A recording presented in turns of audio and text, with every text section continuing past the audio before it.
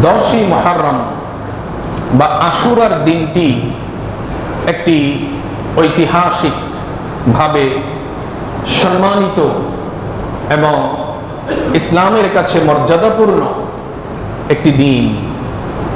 এ দিনটি মাতম বা ক্রন্দন করার দিন নয়, এ দিন হচ্ছে চেতনার বাতিঘর, এ দিনটি হচ্ছে চেতনার মশাল এবং সেই চেতনা হচ্ছে ঈমানী চেতনা।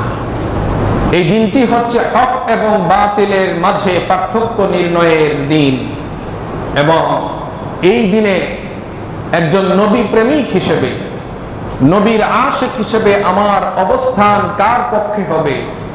আমার অবস্থান রাসূলের নয়নের মণি, কলিজার টুকরা, শহীদে কারবালা ইমাম হুসাইন রাদিয়াল্লাহু তাআলা আনহুর পক্ষে হবে, তার আদর্শের পক্ষে হবে, না ক্ষমতা লিপ্সু ইয়াজিদের পক্ষে হবে? আমাদেরকে এই সিদ্ধান্ত নিতে হবে এই দিনে। এই দিন চেতনার মশালের দিন, এই দিন হচ্ছে চেতনার বাতিঘর। এজন্য এই দিনটি যেহেতু খুবই গুরুত্বপূর্ণ এবং ফজিলতপূর্ণ, এজন্য এই দিনের বা এই মাসের পরিচয় আমাদের সামনে আসা দরকার। আল্লাহ তাআলার কাছে বৎসরের হিসাব হলো 12 মাস, মাসের হিসাব হলো 12টি, 12 মাসে 1 বৎসর। আল্লাহ তাআলা আমাদের জন্য তিনি কয়েকটা মাসকে সম্মানিত মাস হিসেবে ঘোষণা করেছেন। তন্মধ্যে প্রথম মাস হচ্ছে মুহররম এবং এই মাস থেকেই আমরা হিজরি সনের গণনা শুরু করি এবং হিজরি সন আমাদের জীবনে কতটুকু গুরুত্বপূর্ণ এবং এই হিজরি সনের আবেদন কি, এ নিয়ে আমরা অন্য একদিন আলোচনা শুনবো ইনশাআল্লাহ। আল্লাহ পাক আমাদেরকে কোরআনে কারীমের মাধ্যমে শুনিয়ে দিচ্ছেন। আল্লাহ পাক বলছেন, ইন্না ইদ্দাতাশ শুহুরি ইনদাল্লাহি 12 শাহরা। আল্লাহ পাক বলছেন যে আল্লাহ তাআলার কাছে মাসের গণনা হচ্ছে 12 মাসে 1 বৎসর, 12টি মাস। এটা আল্লাহ পাকের কাছে একটি অলঙ্ঘনীয়, অপরিবর্তনীয় বিধান এবং আল্লাহ পাক বলছেন যে এটা নভমণ্ডল এবং ভূমণ্ডল সৃষ্টির সূচনা লগ্ন থেকে আল্লাহ তাআলার কাছে এটা অপরিবর্তনীয় হয়ে আছে। আল্লাহ বলছেন, মিনহা আরবাতুন হুরুম, এই 12টি মাসের মধ্যে 4টি মাস আল্লাহ রাব্বুল ইজ্জত কর্তৃক সম্মানিত। আল্লাহ তাআলা এই 4টি মাসে যাবতীয় যুদ্ধ বিগ্রহ, যাবতীয় ফিতনা ফাসাদ আল্লাহ তাআলা হারাম করে দিয়েছেন। এই মাসে কোনো যুদ্ধ চলবে না। যালিকাদ দীনুল কাইয়্যিম, এটাই হচ্ছে আল্লাহ তাআলার কাছে শাশ্বত বিধান। ফালা তাযলিমু ফীহিন্না আনফুসাকুম, সুতরাং এই 4টি মাসে অন্তত তোমরা নিজেরা নিজেদের উপরে জুলুম করো না। নিজেরা নিজেদের উপরে জুলুম করে মানুষ অন্যায় অনাচারে লিপ্ত হয়ে, পাপাচারে লিপ্ত হয়ে মানুষ নিজেরা নিজেদের উপরে জুলুম করে। এই 4টি মাসে তোমরা অন্যায় অনাচারে লিপ্ত হয়ে, পাপাচারে লিপ্ত হয়ে তোমরা নিজেরা নিজেদের উপরে জুলুম করো না, কারণ এই পাপের প্রায়শ্চিত্ত, এর শাস্তি তোমাকে দুনিয়াতেও ভোগ করতে হবে এবং পরকালেও ভোগ করতে হবে যদি আল্লাহ তাআলা ক্ষমা না করেন। এই যে মুহররম মাস, এই মুহররম মাস এটা হচ্ছে আরবি 12 মাসের প্রথম মাস, নামই এর পরিচয়। মুহররম শব্দের অর্থ হচ্ছে সম্মানিত। এই মাস সম্মানিত মাস। এই মাসকে হাদিসে এর গুরুত্ব বোঝানোর জন্য এই মাসকে বলা হয়েছে শাহরুল্লাহিল মুহররম, আল্লাহ পাকের সম্মানিত মাস। সুবহানাল্লাহ, আল্লাহ পাকের সম্মানিত মাস। এই মাস মুসলমানদের কাছে এই কারণেই অত্যন্ত গুরুত্ববহ এবং তাৎপর্যপূর্ণ। বিশেষ করে এই মাসের 10ম তারিখ, যে তারিখটাকে আরবিতে বলা হয় আশুরা, এই আশুরার দিন বা 10ম দিনটা একটি ঐতিহাসিক মর্যাদাপূর্ণ দিন, একটি ঐতিহ্যবাহী দিন। এই দিনটাকে বলা হয় আশুরা। এই দিনটাকে আশুরা কেন বলা হয়, এ ব্যাপারে কয়েকটি কথা আছে। কেউ কেউ বলেছেন যে আশুরা মানে হচ্ছে এক প্রকার মিষ্টান্ন, যা আরবের লোকেরা তৈরি করত এই দিনকে উপলক্ষ করে। বিশেষ করে এটা তৈরি করা হতো গম, যব, দুধ এবং কিশমিশ এর মিশ্রণে এক ধরনের মিষ্টান্ন তৈরি করা হতো। এই জন্য এটাকে বলা হতো আশুরা। আশুরা মানে হচ্ছে এক ধরনের মিষ্টি জাতীয় জিনিস, এক ধরনের মিষ্টান্ন, এটা আরবরা তৈরি করত। এই জন্য কেউ কেউ বলেছেন যে এই দিনটাকে এই হিসেবে নামকরণ করা হয়েছে। কেউ কেউ বলছেন যে আশুরা মানে হচ্ছে গণনার দিক থেকে 10ম দিন, এই জন্য এটাকে আশুরা বলা হয়। আবার কেউ কেউ বলেছেন যে এই মাসের 10ম তারিখকে আশুরা বলা হয় কারণ এই 10ম আশুরা মানে হচ্ছে 10ম, অর্থাৎ আল্লাহ পাক আমাদের নবী, বিশ্ব নবী, মানবতার বন্ধু মুহাম্মদুর রাসূলুল্লাহ সাল্লাল্লাহু আলাইহি ওয়াসাল্লাম, আল্লাহ তাআলা তাকে এবং তার উম্মতকে আল্লাহ তাআলা 10টা উপহার দিয়েছেন, 10টা সম্মানিত বিষয় দান করেছেন। এই 10টা বিষয়ের মধ্যে একটা বিষয় হচ্ছে আশুরা। তাহলে কি সেই 10টি বিষয়? এই 10টি বিষয়ের বা এই 10টি উপহারের প্রথম উপহার হচ্ছে রজব মাস। এই রজব মাস মুসলিম উম্মার জন্য সম্মানের বিষয়, মুসলিম মিল্লাতের জন্য আল্লাহর পক্ষ থেকে উপহার। কারণ এই মাস আল্লাহ তাআলার কাছে সম্মানিত মাস, মর্যাদাপূর্ণ মাস। এই মাসের শ্রেষ্ঠত্ব কেমন? উম্মতে মুহাম্মাদি বা মুহাম্মদ সাল্লাল্লাহু আলাইহি ওয়াসাল্লামের উম্মতের যেমন সকল নবী রাসূলের উম্মতের উপরে যেমন মর্যাদা, তেমনি ভাবে রজব মাসের মর্যাদা অন্যান্য 11 মাসের উপরে। এটা হলো 1 নম্বর উপহার, রজব মাস। দ্বিতীয় উপহার হচ্ছে শাবান মাস, শাহরু শাবান। এই শাবান মাস আল্লাহ তাআলা মুসলিম উম্মাহকে উপহার দিয়েছেন। এটা সম্মানের বিষয়, কারণ শাবান মাসের মর্যাদার ব্যাপারে এসেছে যে শাবান মাসের মর্যাদা অন্যান্য মাসের উপরে ঠিক তেমন যেমন বিশ্ব নবীর মর্যাদা অন্য সকল নবী রাসূলগণের উপর। সুবহানাল্লাহ, আমাদের নবী শ্রেষ্ঠ নবী।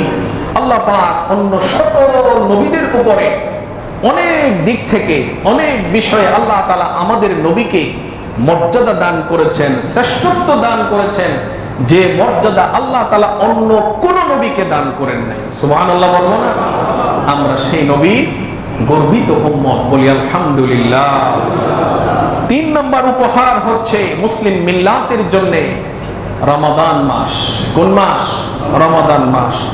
রমাদান শব্দটা কোরআনে কারিমে এসেছে, বাকি 11 মাসের নাম কোরআনে আসে নাই। এজন্য রমাদান, রমজান মাসে বলেছি কোন ব্যক্তি যদি মহব্বত নিয়ে নামটা উচ্চারণ করে কোরআনের একটি শব্দ হিসেবে, আল্লাহ তাআলা তার আমল নামায় 50টি নেকি লিখে দিবেন। সুবহানাল্লাহ। তো রমজান মাসের মর্যাদা কেমন? রমজান মাসের মর্যাদা যেমন অন্যান্য মাসের উপরে কেমন মর্যাদা, আল্লাহ পাকের যেমন মর্যাদা সকল সৃষ্টির উপরে, ঠিক রমজান মাসের মর্যাদা অন্য সকল মাসের উপরে তেমনি। সুবহানাল্লাহ, সুবহানাল্লাহ। এরপরে চতুর্থ উপহার হচ্ছে মুসলিম মিল্লাতের জন্য আল্লাহর পক্ষ থেকে, তা হচ্ছে রমাদান মাসের শেষ দশকের কোন একটি বেজুর রাত্রিতে, বিশেষ করে 27 রাত্রি, 26তম রোজার দিবাগত যে রাত, সেই রাতটাকে আমরা বলি 27-এর রাত। সেই রাতের মর্যাদা, লাইলাতুল কদরের মর্যাদা যেমন আল্লাহ পাক এই উম্মতকে সেই মর্যাদা আল্লাহ তাআলা দান করেছেন লাইলাতুল কদরের মাধ্যমে। লাইলাতুল কদরের মর্যাদা আল্লাহ পাক কোরআনে নিজেই ঘোষণা করেছেন। আল্লাহ পাক বলেছেন, লাইলাতুল কদরি খায়রুম মিন আলফি শাহর। একটা রাতের ইবাদত বন্দেগী আল্লাহ তাআলার কাছে হাজার মাসের চেয়ে শ্রেষ্ঠ। সুবহানাল্লাহ, হাজার মাসের চেয়ে দামি। আল্লাহ তাআলা চতুর্থ উপহার হিসেবে আমাদেরকে লাইলাতুল কদর দান করেছেন। পঞ্চম উপহার হিসেবে আল্লাহ তাআলা আমাদেরকে দিয়েছেন ঈদুল ফিতর, অর্থাৎ রোজার ঈদ। দীর্ঘ 1 মাস কষ্টের মাধ্যমে সিয়াম সাধনা করার পর আল্লাহ তাআলা এই দিনে তিনি আমাদের জন্য বিশেষ পুরস্কারের ব্যবস্থা করেছেন। ঈদুল ফিতরের দিনটা হচ্ছে আল্লাহর পক্ষ থেকে পুরস্কার নেওয়ার দিন। এটা হচ্ছে ইয়াউমুল জাযা, পুরস্কারের দিন। সুবহানাল্লাহ বলবো না? সুবহানাল্লাহ। এরপরে 6 নম্বর পুরস্কার হচ্ছে যে আল্লাহ পাক আমাদেরকে দিয়েছেন জিলহজ মাসের প্রথম 10টি দিন। সুবহানাল্লাহ, সুবহানাল্লাহ। আল্লাহ তাআলা এই 10টি দিনের জিকির, আমল, রোজা ইত্যাদি আল্লাহ তাআলার কাছে অন্য সকল সময়ের চেয়ে শ্রেষ্ঠ। এমনকি ওই দিনগুলোতে জিহাদের চেয়ে মূল্যবান হচ্ছে আল্লাহ তাআলার কাছে ওই দিনের আমল। আল্লাহর পথে জিহাদের চেয়ে আরো দামি। তো ওই দিনগুলো সম্পর্কে আল্লাহ তাআলা কোরআনে কসম করেছেন। আল্লাহ যে জিনিস নিয়ে কোরআনে কসম করেন, নিঃসন্দেহে সেই জিনিসগুলো, সেই দিনগুলো, সেই রাতগুলো অত্যন্ত মর্যাদাবান। আল্লাহ পাক বলেন, ওয়াল ফাজর ওয়া লায়ালিন আশর। আল্লাহ তাআলা ফজরের কসম করেছেন এবং 10টি রাতের কসম করেছেন।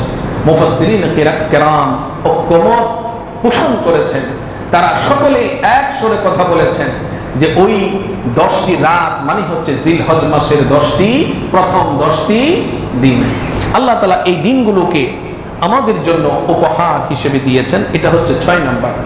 7 নম্বর উপহার হচ্ছে আল্লাহর পক্ষ থেকে মুসলিম মিল্লাতের জন্য আরাফার দিন। কোন দিন বলেন তো? আরাফার দিন, যেদিন হাজিরা 9 জিলহজ, যেদিন হাজিরা আরাফাতের ময়দানে অবস্থান করে সেই দিন আল্লাহ পাক সেদিন আমাদের প্রিয় নবীজির ভাষায় আল্লাহ পাক সেদিন তার অসংখ্য অগণিত বান্দা এবং বান্দীদেরকে আল্লাহ তাআলা ক্ষমা করে দেন, মাফ করে দেন। সুবহানাল্লাহ। আর এই দিনটি কেমন শ্রেষ্ঠ দিন বোঝার জন্য এতটুকু যথেষ্ট।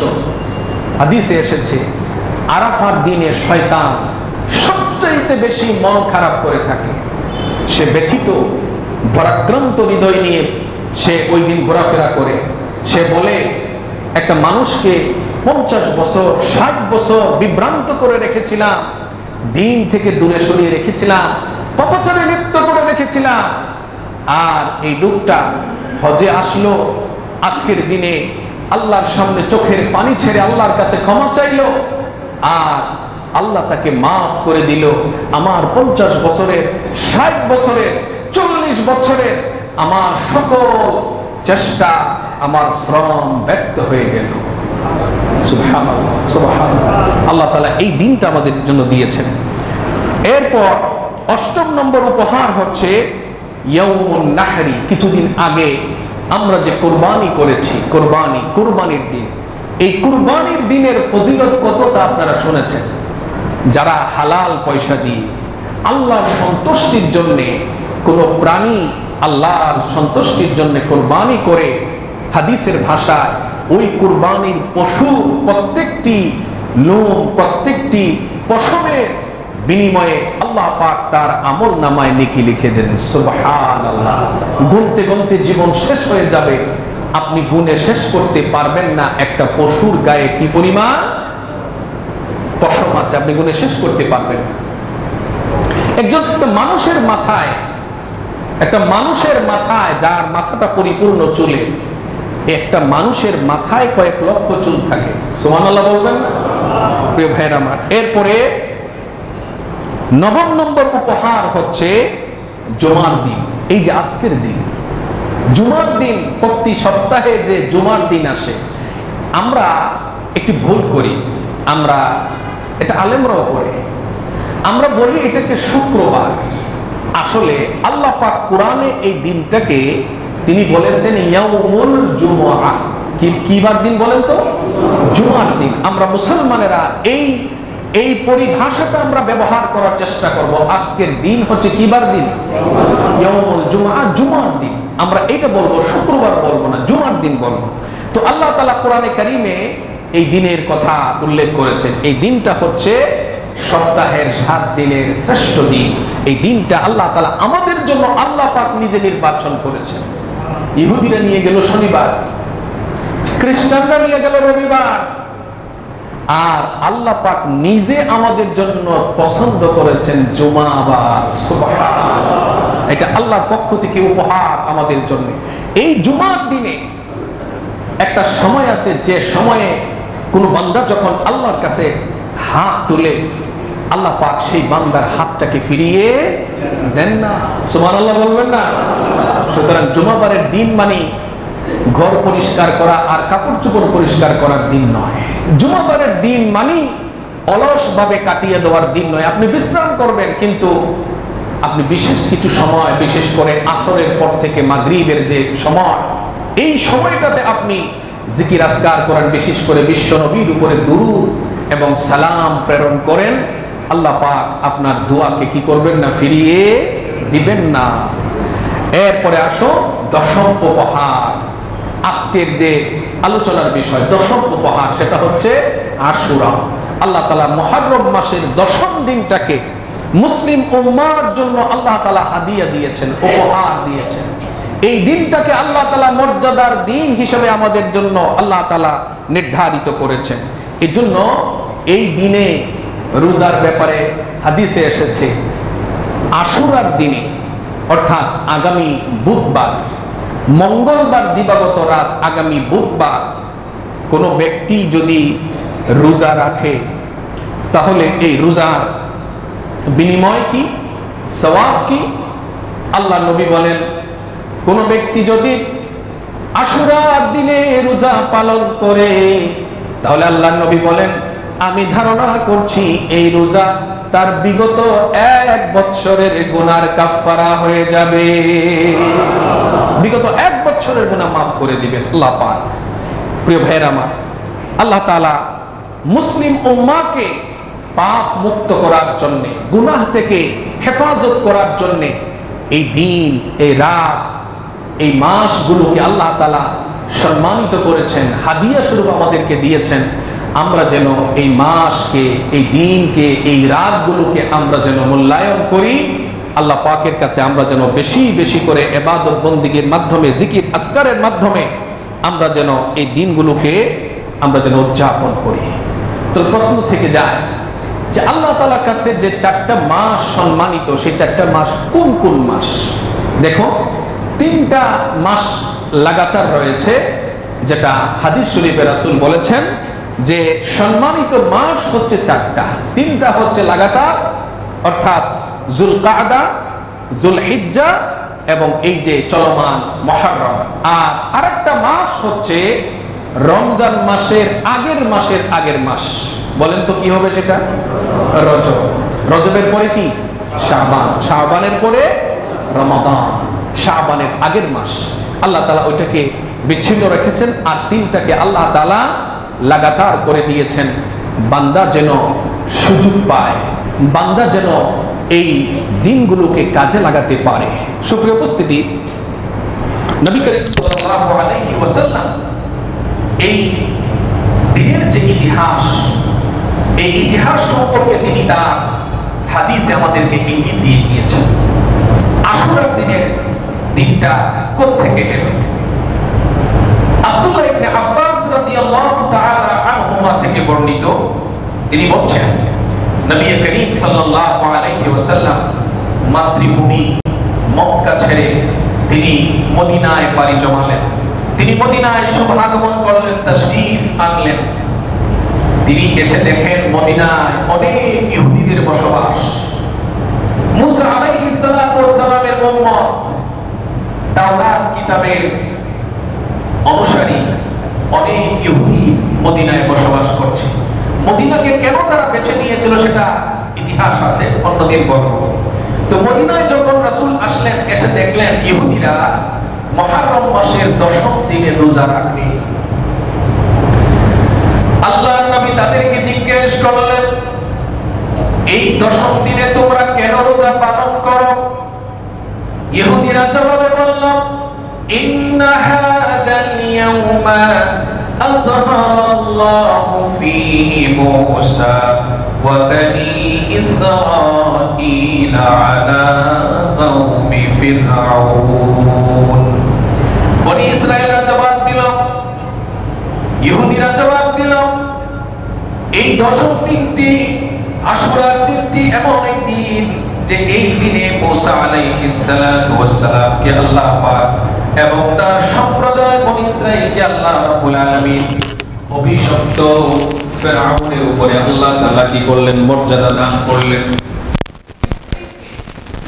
আল্লাহ তাআলা এই দিনটাতে মর্যাদা দান করলেন মুসা আলাইহিস সালাতু ওয়াস সালাম এবং তার সম্প্রদায়কে অত্যাচারী অভিশপ্ত ফিরআউনের অত্যাচারের স্টিমরোলার থেকে আল্লাহ তাআলা মুক্তি দান করলেন।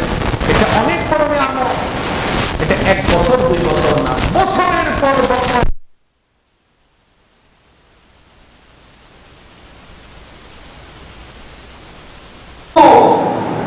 এটা বোঝার জন্য একজন রোহিঙ্গা মুসলমানকে যদি জিজ্ঞেস করেন, উত্তরটা আপনি বুঝতে পারবেন। আমরা আল্লাহ পাকের কাছে নতশিরে, আল্লাহ পাকের কাছে আমরা শুকরিয়া জ্ঞাপন করি যে আল্লাহ পাক আমাদেরকে স্বাধীন, সার্বভৌম, সুজলা সুফলা একটি রাষ্ট্র দিয়েছেন, যার নাম হচ্ছে বাংলাদেশ। আলহামদুলিল্লাহ বলি। এই স্বাধীনতা, সার্বভৌমত্ব আল্লাহ পাকের দান। আল্লাহ নিয়ামত দিয়ে বান্দাকে পরীক্ষা করেন। যদি বান্দা ধরে রাখতে না পারে, তাহলে এর মাসুল দিতে হয় খুব চড়া মূল্যে। সুতরাং এদেশের স্বাধীনতা, সার্বভৌমত্ব আমাদের ঈমানের অংশ। এদেশের স্বাধীনতা, সার্বভৌমত্ব, এদেশের প্রতিটি ইঞ্চি মাটি একজন মুসলমানের কাছে তার জায়নামাজের চেয়েও আরো বেশি পবিত্র। সুবহানাল্লাহ বলি। সুতরাং এটাকে যে কোনো মূল্যে এই স্বাধীনতা, সার্বভৌমত্বকে রক্ষা করতে হবে। যারা এদেশের স্বাধীনতা, সার্বভৌমত্বের জন্য অকাতরে বুকের তাজা রক্ত ঢেলে দিয়েছেন, নিজের স্ত্রীকে বিধবা করেছেন, সন্তানদেরকে এতিম অসহায় বানিয়েছেন, আজকে তাদের জন্য আমাদের দোয়া করতে হবে। আল্লাহ পাক যেন তাদের গুনাহগুলোকে মাফ করে দিয়ে আল্লাহ পাক যেন জান্নাত নসিব করে দেন। সক্রিয় উপস্থিতি। তো বলছিলাম, ফিরআউনের অত্যাচার, নির্যাতনের স্টিমরোলার থেকে আল্লাহ পাক মুসা আলাইহিস সালাম, বনী ইসরাঈলের শ্রেষ্ঠ নবী, যার সাথে আল্লাহ তাআলা কথা বলতেন ডাইরেক্ট, উইদাউট এনি মিডিয়া, কোনো মিডিয়া ব্যবহার করা লাগতো না। আল্লাহ পাক ডাইরেক্ট কথা বলতেন মুসার সাথে। সেই নবীকে এবং তার উম্মতকে আল্লাহ তাআলা অত্যাচারী ফিরআউনের অত্যাচার থেকে মুক্তি দিয়েছিলেন। এটা অনেক বড় নিয়ামত। এই নিয়ামতের শুকরিয়া জ্ঞাপন করার অর্থে মুসা আলাইহিস সালাতু ওয়াস সালামের উম্মতেরা এই দিনে তারা রোজা পালন করে। আজকের দিনেও তারা করে, এই দিনে তারা রোজা পালন করে। নবী করিম সাল্লাল্লাহু আলাইহি ওয়াসাল্লাম তাদের কথা শুনে বললেন, ফাকুহু তা'যীমান লাহ। নবী করিম সাল্লাল্লাহু আলাইহি ওয়াসাল্লাম বললেন, এই দিনটিতে আমরা রোজা পালন করব, আমরা এই দিনের সম্মানার্থে আমরা এই দিনে রোজা পালন করব। আল্লাহর নবী বললেন, নাহনু আউলা বিমূসা মিনকুম।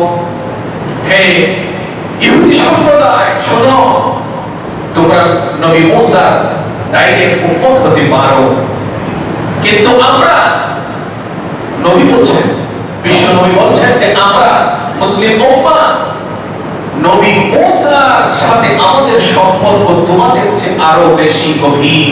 সুবহানাল্লাহ।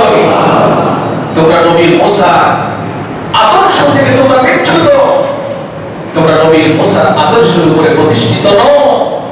আমরা নবী মুসার সাথে আমাদের সম্পর্ক গভীর, আমরা বেশি দাবিদার তার অনুসরণ। সুতরাং আল্লাহর নবী ফাআমারা বিসাওমিহি, এই 10 মুহররম তিনি তার উম্মতদেরকে রোজা পালনের নির্দেশ দান করলেন। এই মুহররমের 10 তারিখ তিনি রোজা পালনের তিনি নির্দেশ দান করলেন। দান করে তিনি বললেন যে তোমরা একদিনে রোজা রাখো, তবে ইহুদিদের সাথে সাদৃশ্য করা যাবে না। ইহুদিরা শুধু একদিন রোজা রাখে। রাসূল বলেন আমি যদি আগামী বছর বেঁচে থাকি, যখন তিনি এই কথাটা বলেছিলেন, আমি যদি আগামী বছর বেঁচে থাকি তাহলে আমি নবম দিনেও রোজা পালন করব, অর্থাৎ নবম এবং দশম, অথবা দশম এবং 11তম। একটা রোজা রাখলে চলবে না, রোজা রাখতে হবে কয়টা? দুইটা। সুপ্রিয় উপস্থিতি, এই দিনেই সৃষ্টি করেছেন, ইব্রাহিম আলাইহিস সালাম এই দিনেই পৃথিবীতে আগমন করেছেন, এবং নমরুদের সৃষ্টি করা যে অগ্নিকুণ্ড, সেই অগ্নিকুণ্ড থেকে তিনি এই দিনেই মুক্তি পেয়েছেন। এই যে কথাগুলো আমরা শুনি, এই কথাগুলো সহিহ হাদিস ভিত্তিক কোনো প্রমাণ নাই। আমরা শুধু সহিহ হাদিস থেকে একটা বিষয় জানি, সেটা হচ্ছে বিশ্বনবী বলেছেন যে এই দিনে আল্লাহ পাক একটি সম্প্রদায়কে আল্লাহ তাআলা মুক্তি দিয়েছেন। আল্লাহ তাআলা মুসা এবং তার সম্প্রদায়কে ফিরআউনের অত্যাচার, নির্যাতনের তীব্রতা থেকে মুক্তি দিয়েছেন। এটাই আমরা সহিহ বিবরণের মাধ্যমে জানতে পারি, বাকি কথাগুলো সহিহ কোনো ভিত্তি নাই। তারপরেও আমরা এই দিনটাকে অত্যন্ত গুরুত্বপূর্ণ দিন হিসেবে আমরা ধরে নিয়েছি এবং আমরা এই দিনটাকে উদযাপন করি। তবে আমরা এই দিনটাকে যে উদযাপন করি, এই দিনটাকে আমরা উদযাপন করব সহিহ ভিত্তির মাধ্যমে। আমরা অন্য কোনো যে কথার কোনো ভিত্তি নাই, আমরা সেগুলোর প্রতি কর্ণপাত করব ইনশাআল্লাহ। মুহররম, নবী করিম সাল্লাল্লাহু আলাইহি ওয়াসাল্লাম তিনি বলেছেন যে মুহররম হচ্ছে একটি সম্মানিত মাস। এই মাসের 10 তারিখে আল্লাহ তাআলা একটি সম্প্রদায়ের তওবা কবুল করেছেন। নবী বলেছেন আগামী দিনেও আল্লাহ তাআলা এই সুন্নাত জারি রাখবেন, তোমাদের তওবাকে আল্লাহ তাআলা কবুল করবেন। সুতরাং এই দিনটাতে তোমরা বেশি বেশি আল্লাহ পাকের কাছে ইস্তেগফার করে তোমাদের গুনাহের ক্ষমা চাও। আল্লাহ পাক একবার ক্ষমা করেছেন আর ক্ষমা করবেন না, এমন কোনো কথা আছে? এমন কোনো কথা নেই। সুপ্রিয় উপস্থিতি, এই যে মুহররম মাস, এই মুহররম মাস আমরা নেক আমলের মাধ্যমে উদযাপন করব। নবী করিম সাল্লাল্লাহু আলাইহি ওয়াসাল্লাম তিনি 10 তারিখে আমাদেরকে এই দিনে রোজা রাখতে তিনি বলেছেন। এটা তো আমরা পালন করবই, অন্যান্য আমলগুলো আমরা করব, নেক আমল করব। আমরা যদি আমাদের সমাজের দিকে তাকাই তাহলে আমরা দেখতে পাই আমাদের সমাজে এই দিনটাকে কেন্দ্র করে নানা রকম রসুম এবং রেওয়াজ আমাদের সমাজে প্রচলিত রয়েছে, বিভিন্ন কুসংস্কার। আমি কয়েকটা কথা বলবো, সংক্ষেপে শুধু দুই কথা বলছি। তা হচ্ছে একেবারে সংক্ষেপে, এই দিনে আমরা চেতনা নবায়ন করব, অঙ্গীকার নবায়ন করব যে আমাদের অবস্থান হবে হকের পথে, বাতিলের সাথে আমাদের কোনো আপোষ নাই। এটা তো প্রথম কথা। আমরা এই দিকটাতে আমরা কি করব?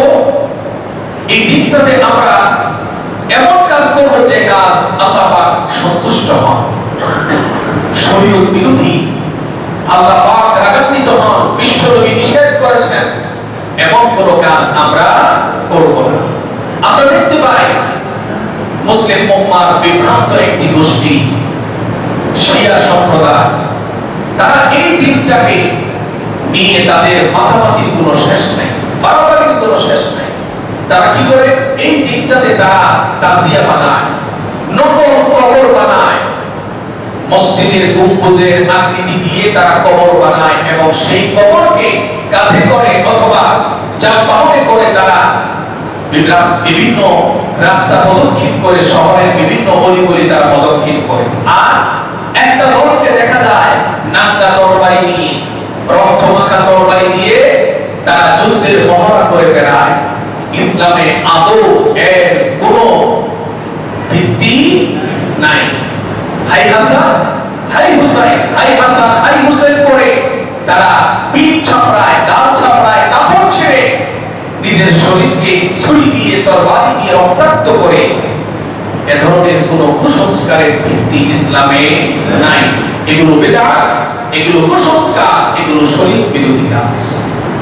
আর এক শ্রেণীর মানুষ মনে করে এদিকে যদি বিশেষ হালুয়া রুটি বানানো হয় তাহলে মনে হয় অনেক সওয়াবের কাজ। না, ইসলামের সাথে এর কোনো সম্পর্ক নাই। এই দিনে কালো কাপড় পরে এক শ্রেণীর মানুষ মাতম করে, এর কোনো ভিত্তি ইসলামে নাই। শিয়াদের কাজগুলো পর্যবেক্ষণ করবেন, দেখবেন এবং এর সম্পূর্ণ বিপরীত কাজ আপনি করবেন। শিয়ারা যা করে এর সাথে ইসলামের কোনো দ্রুততম সম্পর্ক নাই। ইমাম হুসাইন রাদিয়াল্লাহু তাআলা আনহু রাসূলের ইন্তিকালের প্রায় 50 বছর পরে তিনি কারবালা, তিনি সেই কুফার উদ্দেশ্যে রওনা দিয়েছিলেন। পথে কুফারই কাছে কারবালা নামক প্রান্তরে তিনি নিজের জান, নিজের পরিবারের ছোট বড় অনেক সদস্যের জান, এমনকি নারী পর্যন্ত সেই কারবালার ময়দানে নির্মমভাবে শহীদ হয়েছে। নিকট অনেক আত্মীয় শহীদ হয়েছে। তিনি নিশ্চিত মৃত্যু জেনেও তিনি বাতিলের সামনে মাথা নত করেন নাই। এই যে চেতনা, এই যে ঈমানী চেতনা, এই চেতনাটাকে আমরা ধারণ না করে আজকে আমরা এই মুহররমের 10 তারিখকে বানিয়েছি হালুয়া রুটি খাওয়ার দিন। আমরা এটাকে বানিয়েছি তাজিয়া নিয়ে রাস্তায় রাস্তায় মহড়া দেওয়ার দিন। আমরা এটাকে নানাভাবে এটাকে সাজাতে চেষ্টা করি, অথচ এইগুলোর সাথে ইসলামের কোনো সম্পর্ক নাই। আমাদেরকে বুঝতে হবে যে আমাদের জীবনে চেতনা একটাই, সেই চেতনার নাম হচ্ছে ঈমানী চেতনা। ঈমানী চেতনায় উজ্জীবিত হয়ে আমরা পৃথিবীতে কাজ করব। আমাদের কথা এবং কাজ হবে ঈমানী চেতনায় উজ্জীবিত হয়ে, অন্য কোনো চেতনা নয়। অন্য কোনো চেতনা আমাদের কাছে কাজ করবে না। অন্য কোনো চেতনা যদি মুসলমানদের মধ্যে প্রবেশ করে তাহলে সে ঈমান থেকে দূরে সরে যাবে।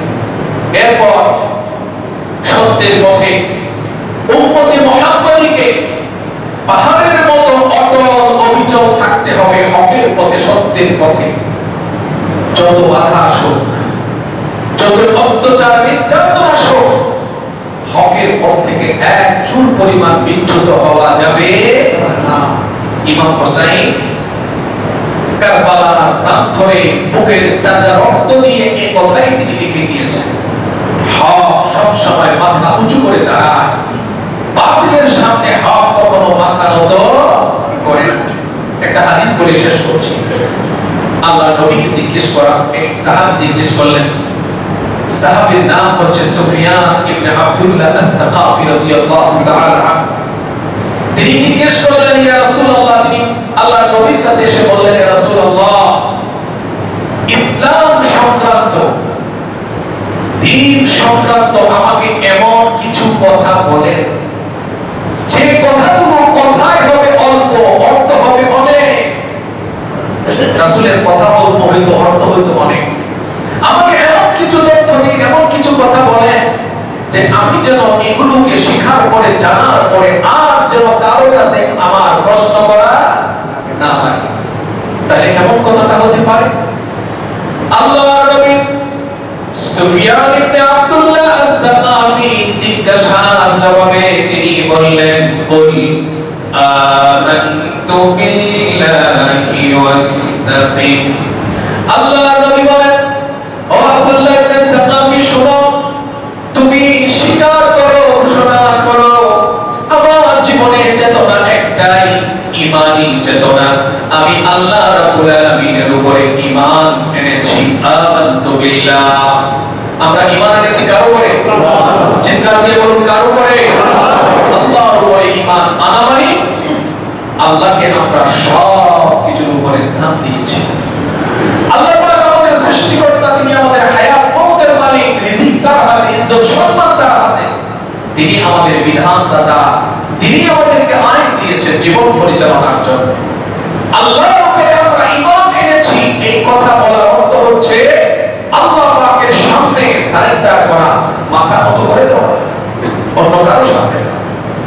এরপরে আল্লাহ নবী বলেন, তুমি যখন এই কথা ঘোষণা করবে, দুনিয়ার জীবনে তোমার উপরে অত্যাচার নির্যাতন আসতে পারে, নানা রকম ঝুঁকি ঝামেলা আসতে পারে, সাবধান, নড়াচড়া করা যাবে না, এক চুল পরিমাণ ঈমানের পথ থেকে বিচ্যুত হওয়া যাবে না। তুমি বলো, আমানতু বিল্লাহি ফাস্তাকিম। আল্লাহর উপরে ঈমান এনেছি এবং এই কথার উপরে মৃত্যু পর্যন্ত তুমি পাহাড়ের মতো অটল থাকো। সুবহানাল্লাহ। এই কথার উপরে অটল থাকো। দুনিয়া একদিকে, তোমার কথা একদিকে, এই কথার উপরে অটল থাকো। ইমাম হুসাইন এটাই আমাদেরকে শিক্ষা দিয়ে গিয়েছেন। আল্লাহ পাক আমাদেরকে বোঝা, আমল করার তৌফিক দান করুন। বাকি কথা বলবেন ইনশাআল্লাহ।